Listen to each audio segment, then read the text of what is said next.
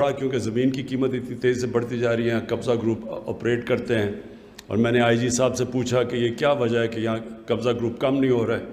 تو پتہ چلا کہ وہ جاتے ہیں, ان کو وہ پکڑتے ہیں قبضہ گروپ کو, وہ جاتے ہیں عدالت میں اور پھر ان کو بیل ہو جاتی ہے, وہ پھر باہر آ جاتے ہیں.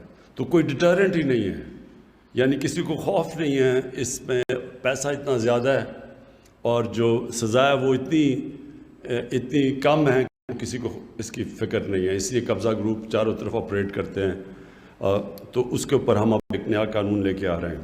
اور یہ صرف پرابلم اسلام آباد کا نہیں ہے. پاکستان دنیا میں وہ ملک ہے جو سب سے تیزی سے اربنائز ہو رہا ہے. ہماری جو اربنائزیشن ہے وہ دنیا میں اس کی ریٹ سب سے دنیا میں تیز ہے. لاہور بھی 20 سالوں کے اندر 1.5 گنا زیادہ بڑھ چکا ہے. 20 سال پہلے لاہور کیا تھا اور اس کی وجہ سے جو اتنی تیزی سے بڑھا لاہور, اس کی وجہ سے آپ کے سامنے پولوشن کے پرابلمز ہیں. پولوشن لیولز لاہور کے اندر سردیوں میں ڈینجر لیول سے بہت اوپر چلے جاتے ہیں. اس کے اثرات بچوں کے اوپر زیادہ ہیں اور بوڑھوں کے اوپر زیادہ ہیں.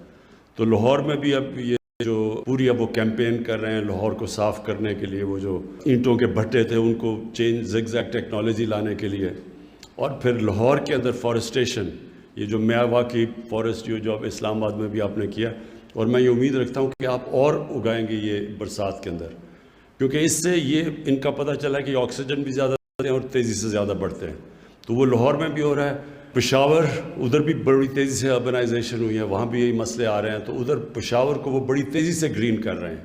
اصل میں اس وقت اگر مقابلہ ہے تو اسلام آباد کا اور پشاور کا ہے, کیونکہ انہوں نے وہاں بہت تیزی سے اپنا شہر بدلا, انہوں نے پرزرو کیا اپنے ہر علاقے. آخر میں صرف یہ بھی چاہتا ہوں کہ جو پارکس آپ ریسٹور کر رہے ہیں یہ بہت ضروری ہے کہ فیملیز کے لیے باہر شام کو اپنے بچوں کو یا چھٹی کے دن لے جانا ہو تو جتنی بھی آپ پارکس پرزرو کر لیں یہ ضروری ہے. اور یہ میں آپ کے ساتھ ان ٹچ ہوں. ایک پارکس جو موجود ہیں ان کو بچائیں اور ابھی اور بھی پارکس بنانے کی کوشش کریں تاکہ لوگوں کے لیے